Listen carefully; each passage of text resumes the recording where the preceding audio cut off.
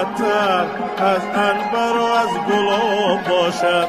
نشکفته هزار غنچه میرد صد باغ و چمن خراب باشد. نشکفته هزار غنچه میرد صد باغ و چمن خراب باشد.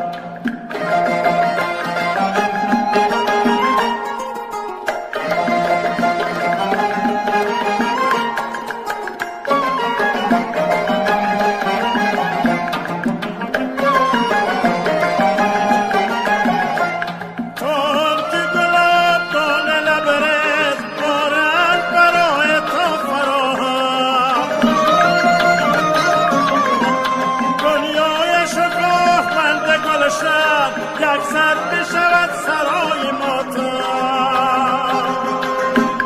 دنیای شکوهمند گلشن یک سر بشود سرای ماتم. تا پیکر نازکت معطر از عنبر و از گلاب باشد. نشکفته هزار غنچه میرد صد باغ و چمن خراب باشد. نشکفته هزار غنچه میرد صد باغ و چمن خراب باشد.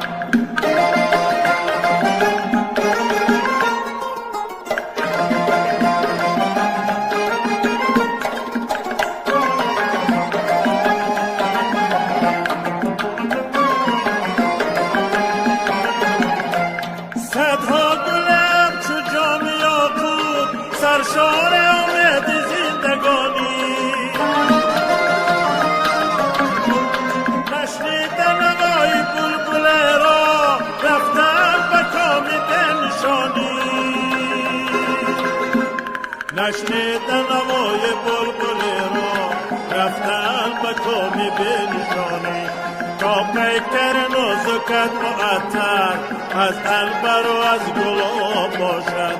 نشکفته هزار غنچه میرد صد باغ و چمن خراب باشد.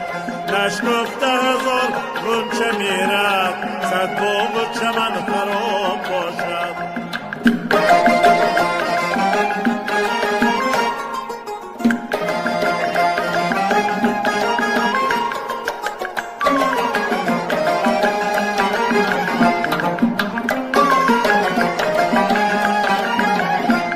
صدها گلم چو جام یاقوت سرشار امید زندگانی.